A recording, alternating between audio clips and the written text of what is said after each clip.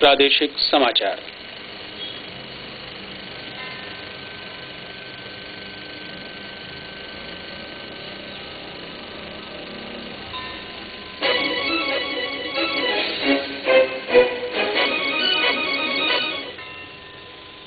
योजना आयोग के पुनर्गठन के सिलसिले में विचार विमर्श के लिए आज नई दिल्ली में मुख्यमंत्रियों और उपराज्यपालों की बैठक होने जा रही है।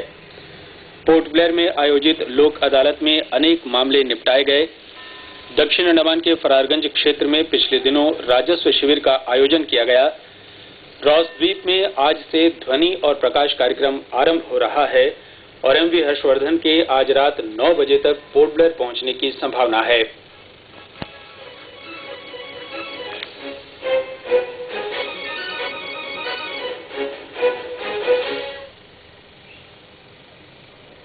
समाचारों के इस अंक में फरहीन हुसैन के साथ मैं संतोष कुमार सिंह। प्रधानमंत्री नरेंद्र मोदी ने योजना आयोग के पुनर्गठन के सिलसिले में इसके प्रारूप और अन्य पहलुओं पर विचार विमर्श के लिए आज सभी मुख्यमंत्रियों और उपराज्यपालों की नई दिल्ली में बैठक बुलाई है। द्वीप समूह के उपराज्यपाल लेफ्टिनेंट जनरल ए.के. सिंह भी इस बैठक में भाग लेंगे। प्रधानमंत्री ने इस वर्ष स्वाधीनता दिवस पर अपने संबोधन में योजना आयोग के स्थान पर नए संस्थान के गठन की घोषणा की थी। इसी के मद्देनजर भारत सरकार ने वर्तमान योजना आयोग के स्थान पर नए संस्थान के गठन का फैसला किया है ताकि सृजनात्मक सोच, सार्वजनिक निजी भागीदारी, संसाधनों का बेहतर उपयोग, विकास में राज्य सरकारों की आकांक्षाओं को प्रोत्साहन देने के लिए राष्ट्र की युवा शक्ति का उपयोग तथा राज्य सरकारों को सशक्त किए जाने के आधार पर यह संगठन नए विश्वास के साथ देश की अगुवाई करेगा, जिससे इसके संघीय ढांचे को और सुदृढ़ किया जा सके। मानव संसाधन विकास मंत्री स्मृति ईरानी ने कहा है कि सरकार जल्द ही 9वीं कक्षा से स्नातक स्तर के शिक्षा के लिए पैसे खाते में भेजने की योजना शुरू करने पर विचार कर रही है। नई दिल्ली में उच्च शिक्षा में कौशल विकास कार्यशाला के उद्घाटन के अवसर पर उन्होंने यह जानकारी दी। राष्ट्रीय लोक अदालत के अंतर्गत कल पोर्ट ब्लेयर में बड़ी संख्या में लंबित पड़े मामलों का निपटारा किया गया। पोर्ट ब्लेयर स्थित वैकल्पिक विवाद निवारण केंद्र प्रयास में आयोजित इस राष्ट्रीय लोक अदालत का उद्घाटन कलकत्ता उच्च न्यायालय के न्यायाधीश और राज्य विधि सेवा प्राधिकरण के कार्यकारी अध्यक्ष न्यायमूर्ति सौमित्र पाल ने किया।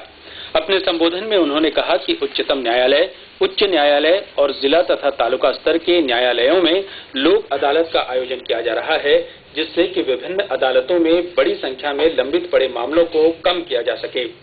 उन्होंने कहा कि इस प्रयास से ऐसे मामलों को सद्भावपूर्ण माहौल में मैत्रीपूर्ण ढंग से सुलझाया जा सकता है। लोक अदालत में मामलों की सुनवाई के लिए 2 न्यायपीठ बनाए गए।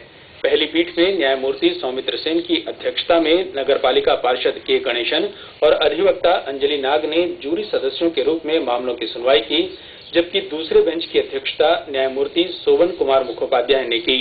इसमें सीपी घाट के प्रधान विंसेंट आर वॉल्टर और अधिवक्ता कृष्णा राव ने उनका सहयोग किया। इसके अलावा मजिस्ट्रेटों की विशेष बैठक में आपराधिक मामलों पर सुनवाई की गई। इस राष्ट्रीय लोक अदालत में कुल 348 आपराधिक मामलों और 92 बैंक ऋण विवाद से संबंधित मामलों सहित एक मोटर वाहन दुर्घटना दावा का निपटारा किया गया। दक्षिण अंडमान जिला उपायुक्त तन्वी गर्ग की अध्यक्षता में पिछले दिनों फरारगंज पंचायत के सामुदायिक सभागार में राजस्व शिविर का आयोजन किया गया। जिला प्रशासन आपके द्वार अभियान के तहत आयोजित इस शिविर में स्थानीय लोगों के अलावा सभी संबंधित विभागों के अधिकारी और पंचायती राज संस्थानों के सदस्यों ने भाग लिया।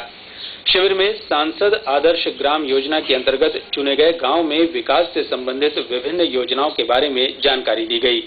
इसके अलावा फरारगंज को आदर्श गांव के रूप में विकसित करने के लिए ग्रामवासियों के सहयोग और जिम्मेदारियों पर भी चर्चा की गई। राजस्व शिविर में आम लोगों की समस्याओं और मांगों को भी सुना गया और अधिकारियों से विचार विमर्श के बाद मौके पर ही निर्णय लेते हुए इनके निपटारे के लिए संबंधित विभागों को निर्देश दिया गया। इसके बाद उपायुक्त ने प्राथमिक स्वास्थ्य केंद्र फरारगंज और सामुदायिक स्वास्थ्य केंद्र बम्बूफ्लाट का दौरा किया और वहां प्रदान की जा रही सुविधाओं का निरीक्षण किया। उन्होंने बम्बूफ्लाट में नवनिर्मित पटवार खाना का भी निरीक्षण किया और इसे 1 हफ्ते के भीतर संचालित करने का निर्देश दिया। प्रादेशिक समाचार आप आकाशवाणी पोर्ट ब्लेयर से सुन रहे हैं। समाचारों में आगे प्रमुख है ध्वनि और प्रकाश कार्यक्रम का उद्घाटन, शिक्षकों के वेतन से जुड़ी विसंगति और जहाज। आगे बढ़ने से पहले ये विज्ञापन।